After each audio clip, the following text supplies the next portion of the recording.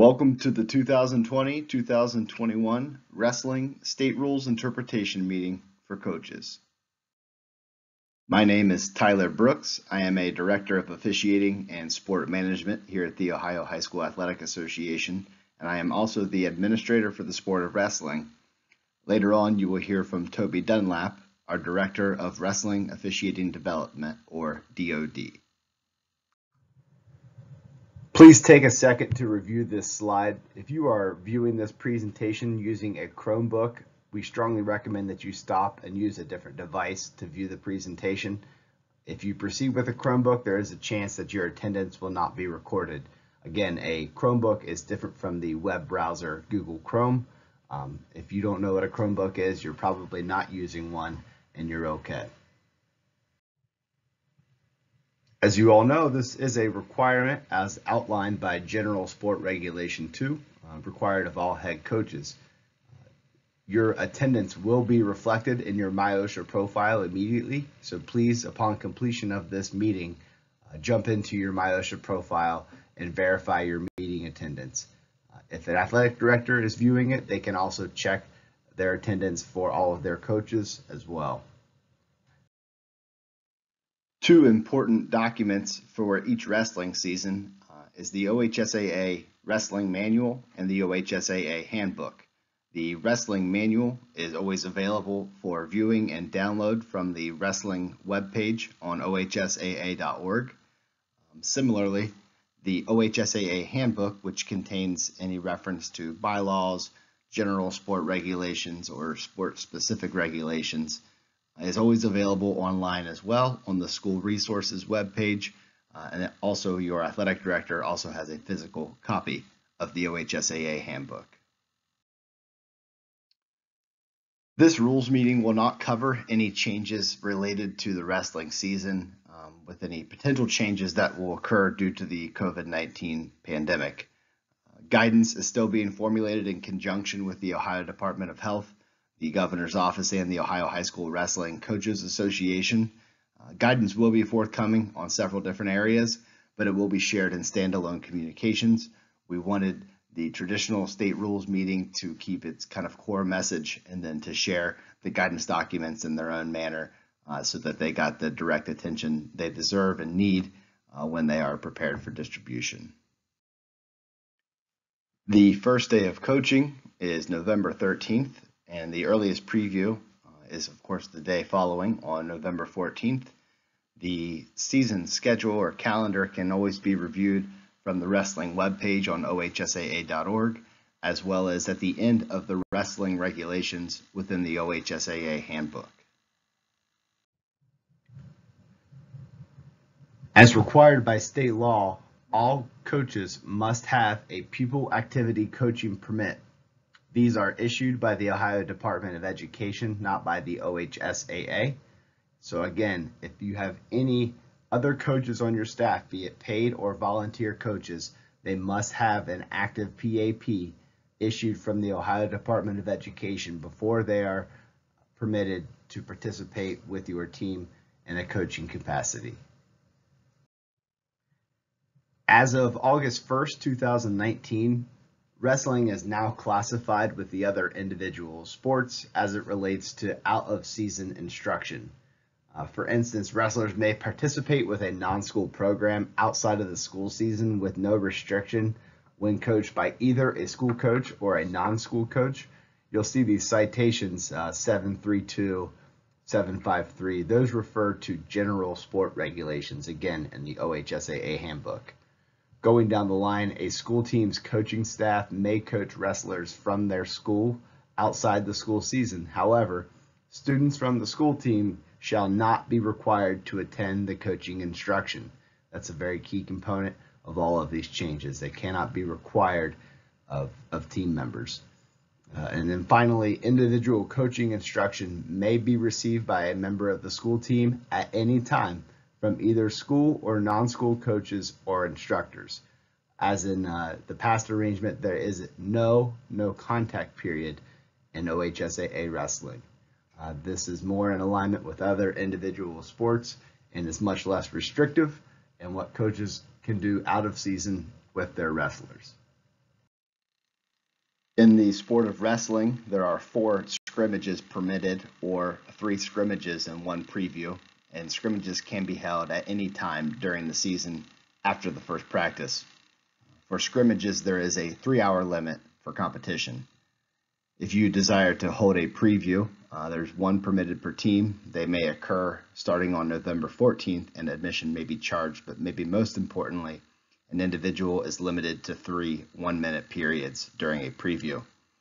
Regarding out-of-state travel, if you're traveling to a bordering state, there are no restrictions, but a change to an OHSAA bylaw this spring, teams may now travel to a non-bordering state 1 time per season, regardless of loss of school time. Previously, schools were not permitted to travel to a non-contiguous or non-bordering state without missing school time. So that has since been removed. Please review this with your athletic director if you are interested in traveling to a non-bordering state for competition. This was reviewed last year in the state rules meeting, but it still comes up frequently throughout the year. During the season, 9th through 12th graders may compete and practice together, and then 7th and 8th graders may compete together. Never can 7th and 8th graders compete or practice with 9th through 12th graders. This comes into question and usually in the setting of practice. That is, 7th and 8th graders can practice in the same room and facility as the high schoolers, but they cannot come into physical contact with them. We understand most schools only have 1 wrestling room, and we don't want it to be prohibitive to future wrestlers to complicate practice schedules. So middle schoolers are permitted to be in the same practice facility, same room as the high schoolers at the same time. On the topic of practice arrangements, please review the wrestling regulations, specifically 1.4, where it states individual wrestlers from the school that does not have enough wrestlers to schedule or participate in dual meets, meaning 6 or fewer weight classes, may practice or work out with other school teams or individuals during the regular season. Such situations shall be reported in writing to the wrestling administrator. So again, to summarize, any school that has fewer than 7 weight classes can arrange to practice with an area school. These do not count as scrimmages or previews. This is just a practice arrangement. Schools are responsible for all the details such as practice sites, travel arrangements, frequency, things like that. In order to do this, they must be reported in email to myself, and both athletic directors of each school must be copied on the email. If you have any questions, please just send me an email. Regarding ejections, if a wrestler is ejected during competition, they may remain supervised in the bench area, but they are ineligible for all remaining play that day, as well as 2 points at that level on the schedule in the future. They can sit and travel with the team. They can be in the locker room, but they may not wear any warm-up or uniform gear, and they may not participate in any warm-ups. Coaches face a similar outline of circumstances should they become ejected. They may not travel or sit with the team, however. Then each coach will pay a $100 fine and is required to complete an NFHS course. As always, there are no appeals of ejections. There are no appeals, there are no appeals, there are no appeals. We really can't say that enough as it comes up each year. Adding to the topic of ejections, new for all sports in the 2020-21 school year, please review General Sport Regulation 14 regarding ejections with your athletic director. Ejections for fighting or violent conduct or flagrant misconduct continue to be on the rise in all sports, and simply that is not acceptable behavior in the OHSAA competition setting, and now an ejection for that type of conduct will carry a different penalty from the other ejections. Any wrestler or coach ejected for fighting or flagrant misconduct shall be ineligible for the next 4 points on the schedule. Please review this with your coaching staff, your athletic director, and your team. Fighting is not tolerated in the OHSAA competition setting, and it will be penalized more heavily than a standard ejection moving forward. We will go into greater detail on the topic of concussions as it relates to some new policy from the NFHS and how that works with the OHSAA policy. But just to review, officials will always stop the match for injured wrestlers, and officials or medical personnel will determine if concussion symptoms are present. Per Ohio state law, not an OHSAA law or regulation, Ohio law, if a wrestler has signs or symptoms of concussion and is removed from the contest, they may not re-enter the contest or competition for the remainder of that day, no matter who is in the stands, whether a doctor or trainer or some other medical personnel is in the stands afterwards and says they are fine. If they are removed from competition for suspected concussion symptoms, they are done for the day. As always, we value the coach's input when it comes to the selection of tournament officials. It's important to keep in mind that we're always 1 year behind. The ratings that you provide to officials this year will affect their eligibility or their status for next year's tournaments. All coaches must rate officials. That is a rating on a 1 to 5 scale. Wrestling coaches have a slightly different process in that you manually add the officials you would like to rate on that 1 to 5. This is different from other team sports where the coaches rate officials on each of their games. We realize that in many situations at large tournaments, there's a large number of officials that you may not have at any of your matches. So we wanted to give wrestling coaches a little bit more flexibility in how they rated officials. Again, this is required by OHSAA regulations. If your school is hosting a competition, be it a duel on a weekday or a multi-day tournament, please be aware that you do have responsibilities for game administration. Please work with your athletic director to ensure that you are covered in all aspects and responsibilities of hosting, such as ensuring the safety of officials, removal of unruly fans, having processes in place to handle medical emergencies, and any crisis management or weather issues. Remember, think before you make any comments to the news media. There are regulations that prohibit the public criticism of officials. If you are upset with the performance of an official, talk to your conference assigner, talk with your athletic director, and they can share that with me. However, the social media platforms, Facebook, Twitter, etc., are not the place for it. Please remind this to your coaching staff and players as well.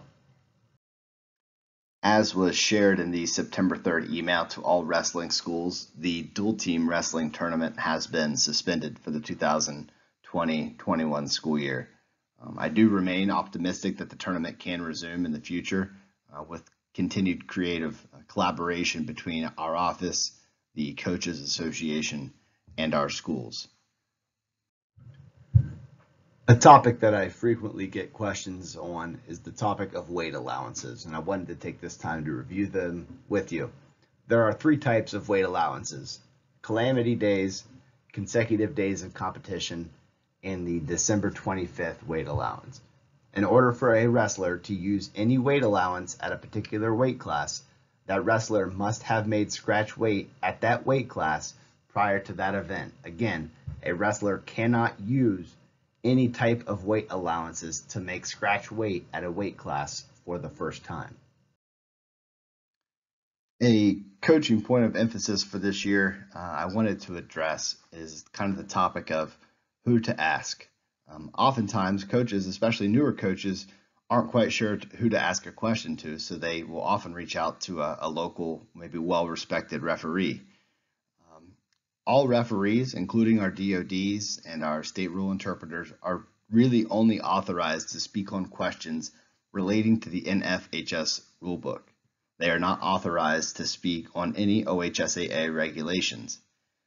For instance, referees or officials should not be giving interpretations or rulings or guidance on anything related to OHSAA regulations, which would include topics like weight management or weight descent, regular season scheduling or points, practice conditions, student-athlete transfers, etc.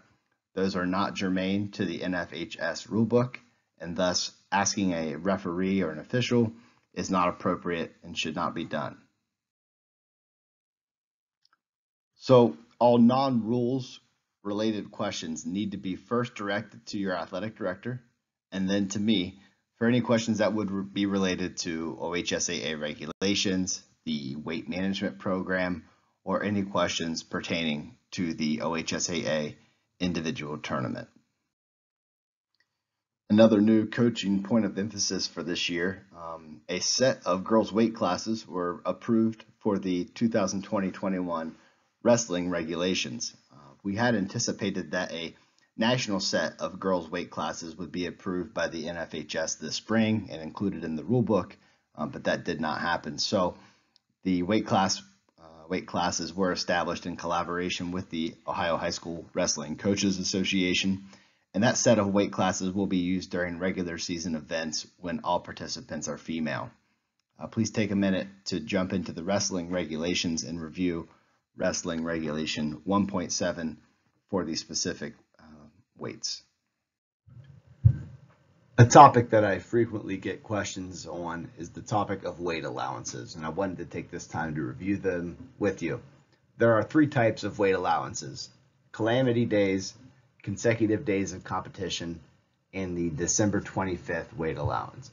In order for a wrestler to use any weight allowance at a particular weight class, that wrestler must have made scratch weight at that weight class prior to that event. Again, a wrestler cannot use any type of weight allowances to make scratch weight at a weight class for the first time.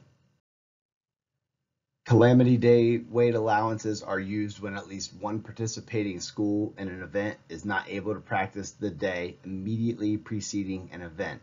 It doesn't matter if a school was not able to practice Monday through Wednesday, they were open and did practice on Thursday and then went to competition on Friday, they would carry no weight allowance. It only counts for the days immediately preceding the event. For example, if a school is not able to practice on December 12th because of a calamity weather situation, then all schools participating at the weekend tournament on December 13th would carry the +1 pound weight allowance into the tournament. Consecutive days of competition weight allowances are used when at least one participating school in a given event had participated in a different event the day immediately preceding. For example, if one school has a dual meet on Thursday, that team will carry a +1 weight allowance into a 2-day tournament, for instance, beginning on Friday. So all teams on that Friday weigh-in will be scratch +1 because one participating team had a dual meet that preceding Thursday. As such, Saturday's weigh-in would be scratch +2. Again, consecutive days of competition. The final type of weight allowance is the December 25th weight allowance. Again, each year this is granted after December 25th. This is used to allow natural growth of an athlete that may have already reached their minimum weight class, for instance, early in the season. If a kid made their minimum wrestling weight at 113 on December 12th, we don't want that kid being held down to 113 for 2.5 more months of competition. This allows for natural growth of the student athlete. The maximum amount of weight allowances permitted by NFHS rule is +4 pounds. Any OHSAA event will never exceed scratch +4 pounds under any circumstances. Another quick reminder when it comes to the tournament seeding at the OHSAA individual tournament. In order to be seeded, every wrestler must have competed in a minimum of 12 matches in the current year and possess a 500 or better record. There are no exceptions to this in any athletic district seeding process. On the topic of certifying at a weight class, a wrestler may weigh in at a weight, accept a forfeit and/or default at that weight class, and still be considered certified for that weight class. This concept has been codified this year in the Wrestling Regulations 1.76. Please review this with your coaching staff. And now on to a topic that you'll probably get tired of hearing me emphasize throughout this year and future years as well, is the topic of weight class descent and certifying at eligible weight classes. I added Wrestling Regulation 1.77 to the wrestling regulations. It was previously only shared in the wrestling manual, but now has been added to the wrestling regulations to give it higher visibility. I'll read it in full. Weight class descent. If at any time during a season a wrestler weighs in and competes at a weight class more than one weight class above the minimum weight class for that day, according to his or her weight loss plan, he or she shall forfeit the minimum weight class corresponding to that day and any subsequent lower weight classes remaining on the weight loss plan. That is obviously a long, complex sentence, so read it a few times, review it with your coaching staff to make sure you have a clear understanding of that principle. I'll go into that a little bit further here in the next couple slides. We continue to battle the misconception or misperception that you can't blow your certification at a weight class until you've reached that weight class. No, absolutely not. That is not the correct principle at work here. The principle of the weight management program exists to prevent wrestlers from dropping weight in an unhealthy manner. Without that weight class descent principle and now wrestling regulation, what is to stop a wrestler from being assessed at 150 pounds in November, ultimately being able to descend to 120 pounds by season's end, but the wrestler participates at 145 pounds until early February and then try to descend to 120 for sectionals just a week or two later? Without that principle or regulation in place, there would be nothing to prevent that from occurring. So just to reiterate, if at any time in the season a wrestler weighs in more than one weight class above their eligible weight class according to a weight loss plan on that day, the wrestler would forfeit that day's weight class and any subsequent lower weight classes for the remainder of the season. Let's take a look at a sample weight loss plan here from track wrestling. You can see in the top left the initial weight. The assessment was 174.6 pounds. Ultimately, this wrestler is able to descend to the 152-pound weight class and is ultimately able to weigh as low as 147.3 pounds.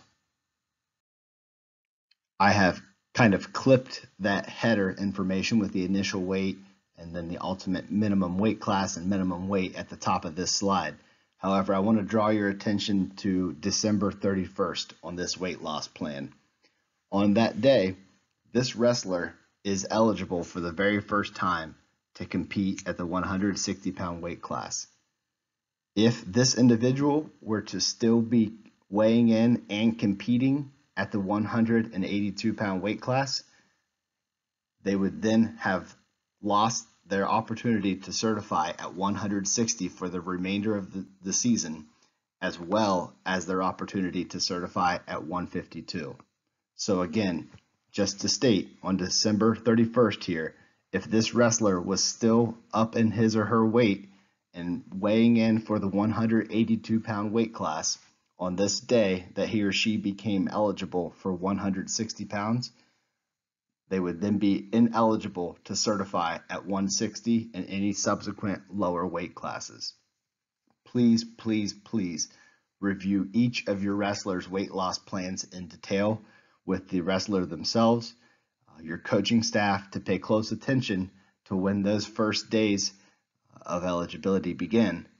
And please pay delicate attention to what you're weighing them in at on any given day. If you have any questions, please don't hesitate to email me in advance of a wrestler weighing in for a competition as you keep an eye on their weight class descent toward the end of the season. There was a change to another wrestling regulation. In previous years, Wrestling Regulation 1.2 stated that a team was required to have 22 or more wrestlers on the team in order to create a second varsity schedule. This was not consistent with the philosophy that was practiced or desired from this office. The regulation now states a school may sponsor 2 same-level wrestling teams. When a school sponsors 2 wrestling teams, a separate schedule for each team is required, and each schedule is bound by Wrestling Regulation 1.11. As always, wrestlers may accumulate their 20 points from any events from any schedule. course, we always want to drive home the fact that there are no exhibition matches permitted by the OHSAA. Every match counts towards a team's schedule at some level, whether that's varsity, JV, freshman, varsity B, gold schedule, blue schedule, whatever it may be. Every competition, every match has to be accounted for on a schedule. We are continuing the use of approved dermatology practices across the state that have agreed to view wrestlers using their mid-level providers on short notice. These mid-level providers, again, are physician assistants and certified nurse practitioners. Again, these practices on this list are the only practices in the state which are permitted to allow their mid-level providers to sign off on the NFHS skin form. The list of short notice dermatology practices is on the wrestling webpage along the left side under the medicine section. If you are aware of a dermatology practice in your area that would like to be added to the list of approved short notice practices, please have them email me and I will review the expectations with them before adding them to the list. To clear up some confusion, as in years past, any MD or DO is permitted to sign off on the skin form. Again, any doctor can still sign off on the skin form. These short notice dermatology practices are additional personnel that are authorized to sign the skin form. Just a reminder as well, nurse practitioners and physician's assistants in an urgent care setting are not authorized to sign off on the skin form. Only NPs and PAs at these approved dermatology practices are permitted to sign off. The weight management program, the assessment period is from Saturday, November 14th through Friday, January 15th, 2021. It is the responsibility of the school to have their wrestlers' information in trackwrestling.com prior to their team's assessment. It is not the responsibility of an assessor to enter your school's roster on track wrestling. All wrestlers have to be assessed and entered in track wrestling before they can compete in interscholastic competition, which means regular season competition. And keep in mind that an assessor has 72 hours to enter that data after the assessment, so be sure to plan ahead and schedule your assessment far enough in advance of your first regular season competition. If your school's athletic trainer is a certified general assessor, they are not permitted to conduct assessments on your team's wrestlers. Usually teams will coordinate with a handful of other teams in their area. Your school's AT, if they are a general assessor, can help with the process, but when it comes to the actual measurements and recording, they are not permitted to do your schools. They are aware of this restriction and have reviewed it annually. And separately, every school that participates in the OHSAA wrestling is invoiced $30 annually for use of the National Wrestling Coaches Association's OPC. And again, the OPC is housed in track wrestling, so the only time you'll hear this referred to, it really is this presentation. You'll hear track wrestling really being the only reference for weight management moving forward. Once your team's initial assessment is completed and the assessor has input that information into track wrestling for you to review, if you are dissatisfied with those initial assessments and would like to appeal, you have two options. You can arrange for another skin fold measurement conducted by a master assessor, or you can take your wrestler to a OHSAA approved bod pod facility. There are only a handful of those in the state, so be sure to check those locations on the weight management page from the OHSAA.org wrestling webpage. If you do elect to have a bod pod assessment conducted on your wrestler, those results are automatically accepted and there's not anything to be appealed at that point. All steps of the appeal process must be completed within 14 days, and that 14-day appeal period starts on the day following the initial assessment date. You cannot do a second assessment and appeal assessment on day 10 and think, oh, I've got 14 more days to do a bod pod. No, all steps of the appeal process must be completed within the 14-day appeal period window that begins the day after the initial assessment date. A quick reminder on the weight loss permitted during the appeal window. Days 1 through 7, no more than 1.5% of the wrestler's initial assessment body weight can be lost and still have a valid appeal conducted. If they exceed that 1.5% body weight loss, the appeal will be failed. This goes during days 8 through 14 of the appeal period as well. I review this every year, but every year we still have issues with this. If a wrestler who begins practicing with the team later than maybe the start date of the season because of an injury or their football team made a playoff run, I highly recommend having them practice for a couple of weeks before having them assessed. As you know, wrestlers often experience a significant weight loss in the first couple of weeks of practice, and if you have them assessed too early in the season, that could force them to follow a weight loss plan that may not be truly indicative of their healthy wrestling weight for the season. Again, do not hurry a new athlete to your team to be assessed. I highly recommend having them work out for a few weeks before doing their assessment. As I mentioned a few slides ago, athletic directors and varsity coaches will be sent their login information for track wrestling in early November. Once you log in, you can add assistant coaches who may be helping you with your track wrestling duties. If you have a wrestler that needs to be assessed after the January 15th deadline because of injury or some other circumstance, please just reach out to me, send me an email, and request an exception for an individual assessment after the weight management assessment deadline. Just a reminder that coaches are required to maintain copies of a signed weigh-in sheet for every event in which they participate.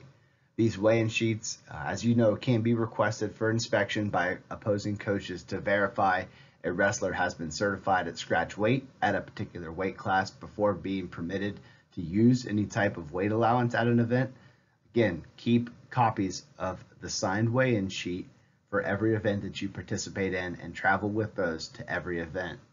Reminder, a wrestler must have made scratch weight at a particular weight class in order to use any type of weight allowance at an event.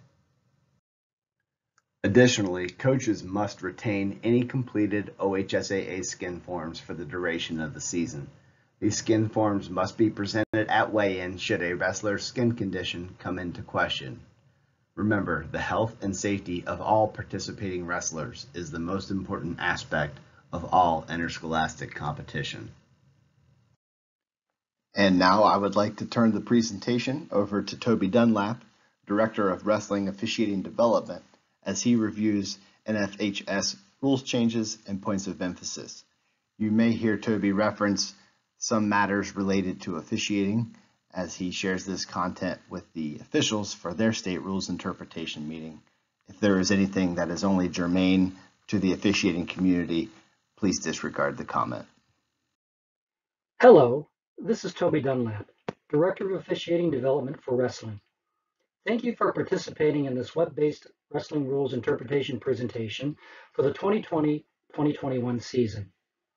The wrestling rules changes presented here have been promulgated by the National Federation of State High School Associations, in which the Ohio High School Athletic Association is a member organization. Accordingly, as OHSAA licensed officials and member coaches, we are expected to enforce and abide by the letter and spirit of these rules. This web-based presentation is the only state rules interpretation meeting that will be available to coaches and officials. Out of abundance of caution due to the COVID-19 pandemic, face-to-face state meetings have been suspended for this year. Accordingly, it is important as ever, if you have any questions on these rules changes or the rules in general, to reach out to Ray Anthony, Dick Lowenstein, Jim Vreeland, or me, your state rules interpreters, with your questions. Looking at the calendar of notable dates for the 2020-2021 season, your attention is directed to the October 24th, 25th Coaches Clinic, which will be conducted virtually this year. The date of the OWOA Clinic will be announced soon. It is anticipated that the clinic will be a virtual event as well. Coaching may begin on November 13th and competition may commence on December 3rd. As previously announced by the OHSAA, the state team tournament is suspended for the season. The state individual tournament championships will be held on Friday, March 12th through Sunday, March 14th, 2021. Introducing our OHSAA administrators responsible for officiating. Bo Rugg is our administrator responsible for officiating programs across all sports platforms, and Tyler Brooks is our sport administrator for wrestling. All administrative questions pertaining to wrestling should be directed to Tyler's attention. Introducing our state rules interpreters, Ray Anthony, Dick Lowenstein, Jim Vreeland, and Toby Dunlap. Please do not hesitate to contact us with your wrestling rules questions. As mentioned previously, wrestling administrative questions, including weight management, contact Tyler Brooks. All administrative questions asked of the SRIs will be forwarded to Tyler for response.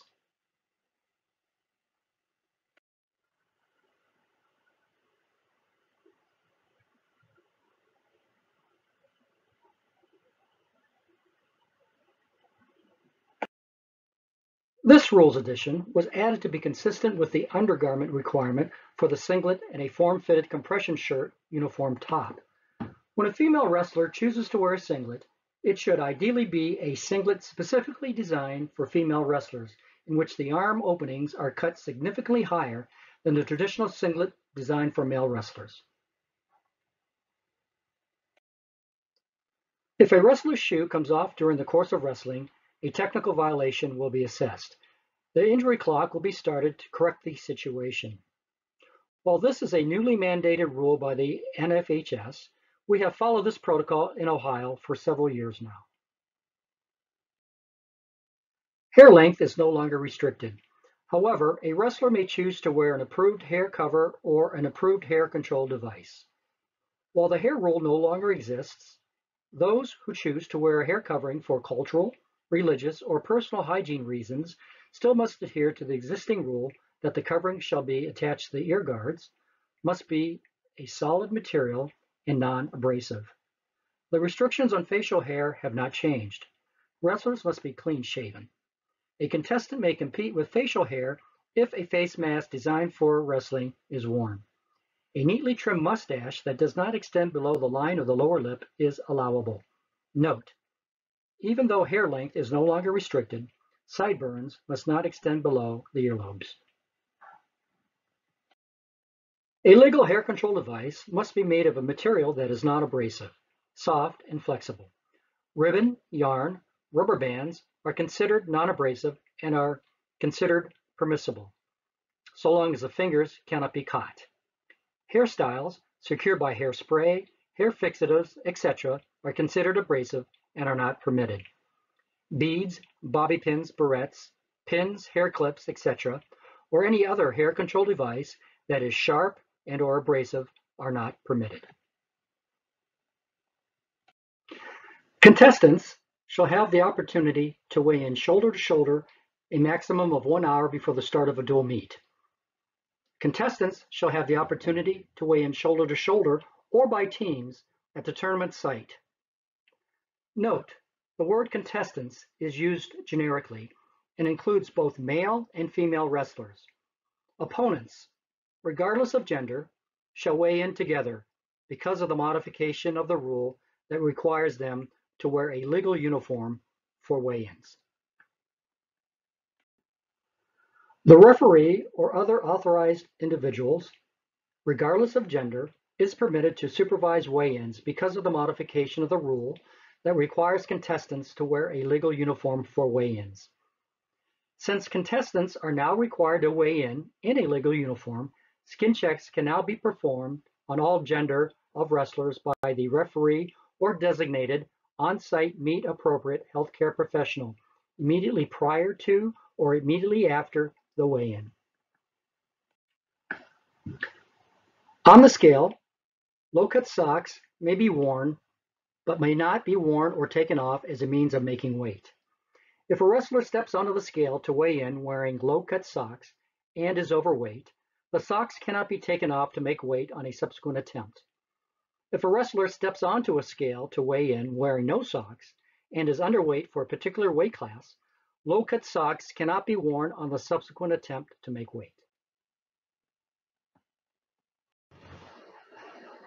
Although wrestlers are required to weigh in a legal uniform with suitable undergarments, no additional weight allowance will be granted.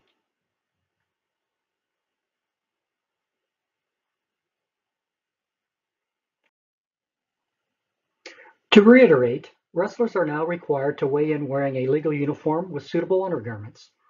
This modification will simplify the weigh-in process by having all the competitors in the same area and can expedite the weigh-in process. Beside the legal uniform and suitable undergarments, the wrestlers may wear low-cut socks on the scale.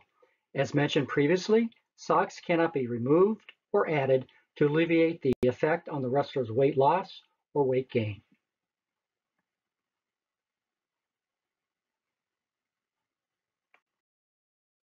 Intentionally pulling an opponent's hair is unnecessary roughness. This practice could cause injury to the neck and should be penalized accordingly. However, hair that is caught in a legal maneuver is not considered a violation.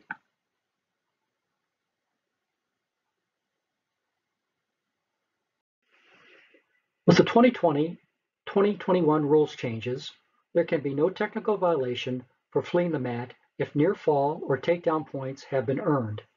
In other words, the previously permissible double jeopardy of awarding a technical violation point for fleeing the mat in addition to the takedown points earned is no longer an option. The penalty for stalling on the fourth offense has been updated. Upon the fourth stalling penalty, the match shall be stopped. This includes the neutral position. 2 points are awarded to the opponent, and the opponent is given choice of position on the restart. The match stoppage ensures that there is time remaining for the restart.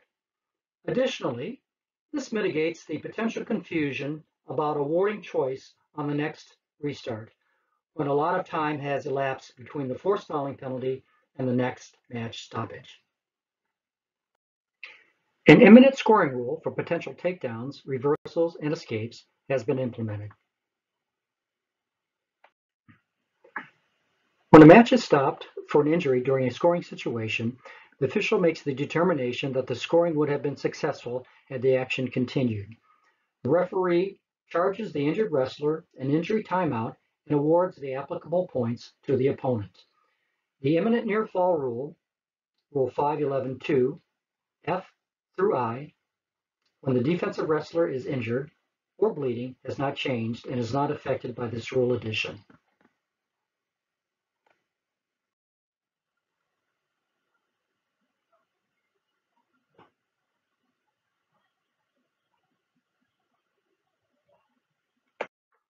Next season, the NFHS will mandate specifications for the size of the manufacturer's logo, trademark, reference that may appear on the headgear. For changes of this type, the NFHS gives the wrestling community advance notice, usually 1 year, before implementation becomes effective. Subparagraph D has been added to Rule 524.4. It is a clarification to ensure that Rules 764D and 524D reconcile. To reiterate, the key to stalling in this position is that the offensive wrestler in the rear standing position is making no attempt to bring the opponent down to the mat. If the offensive wrestler is making a sincere effort but not successful in returning the opponent to the mat, the situation is not necessarily a stalling maneuver. The agency protocol was introduced by the NFHS for implementation in the 2019-2020 season. During this inaugural season, many of the NFHS state association members were interpreting agency protocol differently. Consequently, a uniform protocol was not followed at a national level. Accordingly, for the 2020-2021 season, the NFHS clarified elements of the rule with the goal of establishing a uniform agency protocol across all state associations. The following is a scenario for following proper HNC injury time protocol. A wrestler becomes injured and the referee starts the 90-second injury timeout clock. After the appropriate healthcare professional arrives, he or she requests extended time to examine the wrestler. Injury time is recorded to that point. This counts as a first injury timeout. Then, H&C is continued up to the 5-minute mark. Once the wrestler is clear to continue, any remaining injury time from the first injury timeout is available for a subsequent non-H&C second injury timeout. Only one H&C extension is granted to the wrestler during a match. If a second injury occurs to the H&C area, the wrestler must default the match. The appropriate healthcare provider is the only person authorized to request extended injury time for evaluating suspected H&C injuries. Coaches and officials are not authorized to request extended H&C injury time. Please refer to page 23 of the 2020-2021 Green Book for additional H&C scenarios.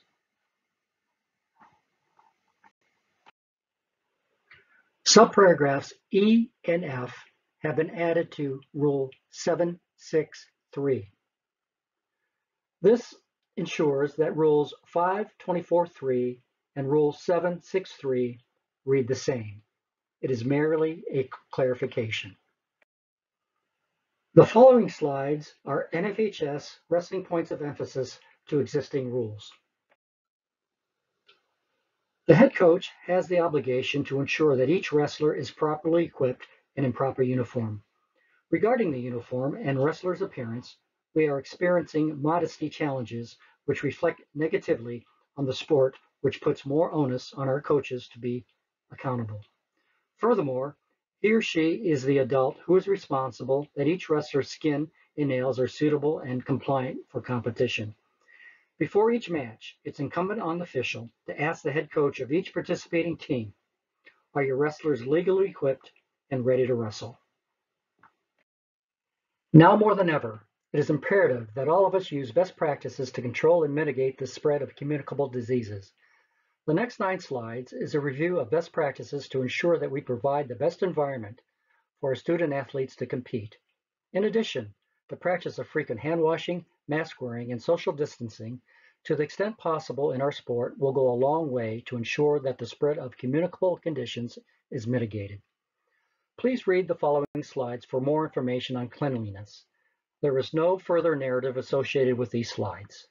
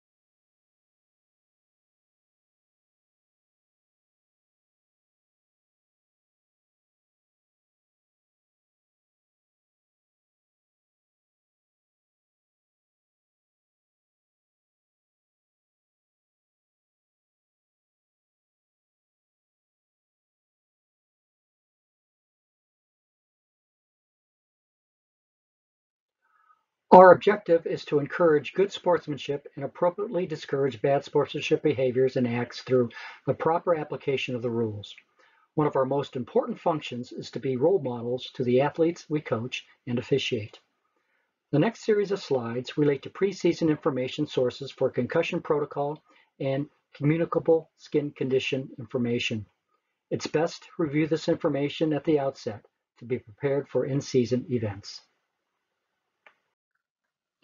If the official observes signs, symptoms, or behaviors consistent with a concussion anytime during competition, he or she is obligated by state law to terminate the match and initiate concussion protocol. The afflicted wrestler cannot return to competition on the same day of the removal. The wrestler cannot return to competition in a multi-day event until assessed and cleared by written authorization by a physician, that's an MD or DO, or other licensed healthcare provider authorized by the school or school district governing body.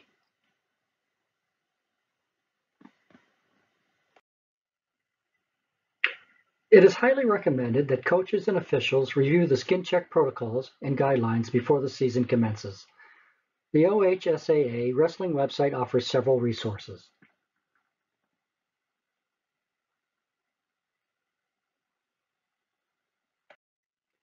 The list of approved short-notice dermatology practices has proved to be beneficial to Ohio scholastic wrestlers on many occasions when a short-notice diagnosis is needed.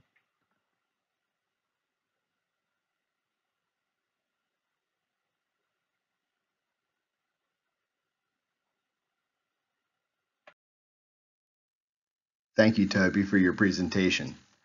This concludes the State Rules Interpretation meeting for coaches. Again, your credit should be immediately reflected in your myOHSAA profile upon completing this online meeting.